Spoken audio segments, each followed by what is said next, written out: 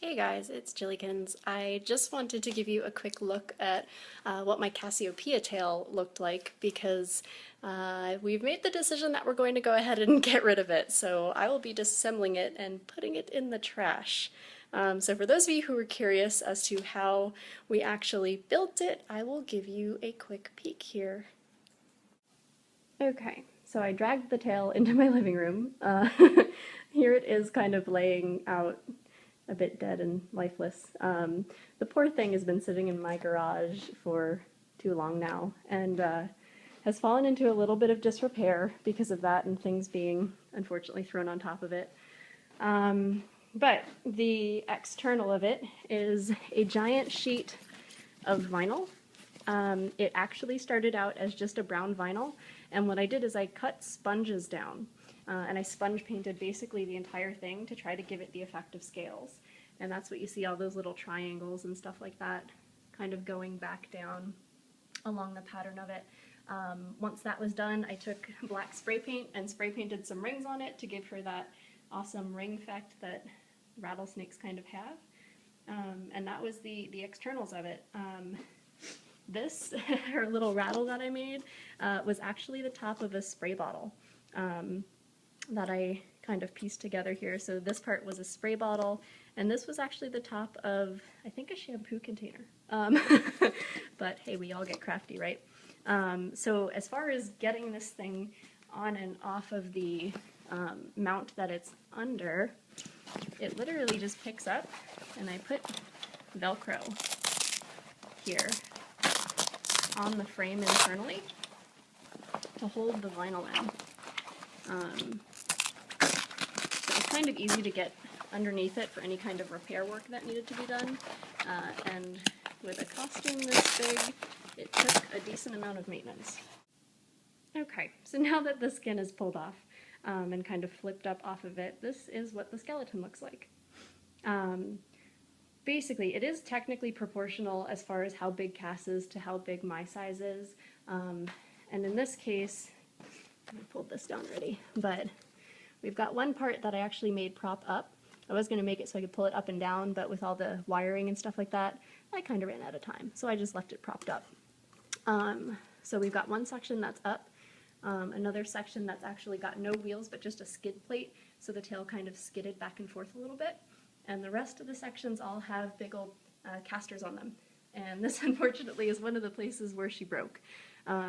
It froze in my garage, and at one point I accidentally stepped on it and I snapped it.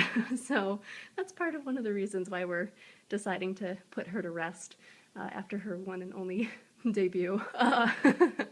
But basically it's all PVC piping that has a bunch of different little joints and stuff like that.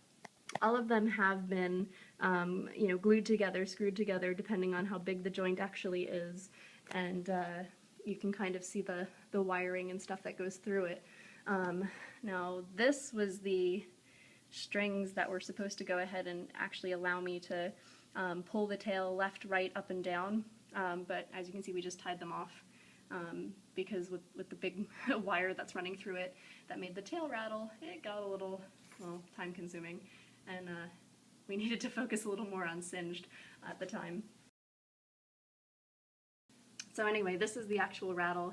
It's just a relatively standard motor that we bought at Radio Shack, and my fiance Justin, also the giant singe that was there with the smoking pipes, he's the one who rigged this together for me. And what we did here is just the little top that I made for it sat over this, and we made a little like electrical tape nub that sat on the end of this and spun around really quick, so it actually made the tail rattle back and forth and made a whole lot of noise, which was kind of cool, kind of fun. I don't know, we had a lot of fun with it. But if you follow this all the way back up to the front, this is the piece that actually went around me here. Let me focus this better. There we go.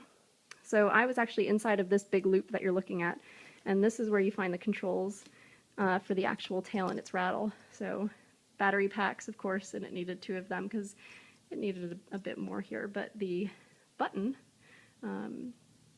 we would press, and well, it's non-functional now, but well, oh, actually it does still work. Listen to that. So the button, when you press that, would start the motor up, and this knob I could change the speed of the rattle, kind of like a normal snake. I don't know, controlling the speed of how fast it's rattling its own tail. But I had this actually propped up at my hip, so if I just went like this and hit the button on my hip, I could make the tail rattle. It was fun, you know, fun little tricks that you can do with them. But then I actually bolted the skin onto this main pipe, and these are the two pipes that actually sat at my hips. And then there was a belt that I bolted through it as well, and I just literally looped this belt around my waist, and the tail was on. This kind of piece up here kept the tail out from under my feet. It propped it forward. So in some of the pictures that you saw of me, like up on Riot Stage, the big bar that's in the front, that's what that is. Prevented me from tripping on it quite a number of times. But it also let me wear sneakers because comfortable costumes are hard to come by. So that's kind of the gist of it. I don't know, if you guys have questions, I'll certainly go ahead and answer any. But if you want to see, I think I have some sketches that I did on the initial mock-up of her tail. But when you drag the whole thing around, it actually moves pretty nicely. She's just in a whole lot of disrepair right now. So, you know, it is what it is. If I make her again, I can certainly make her a heck of a lot better than I did this time, which is another reason we're deciding to go ahead and lay her to rest. But yeah, if you guys have questions, of course, feel free to shoot me a message, shoot me an email, comment, whatever you like, and I will certainly answer them. Thanks.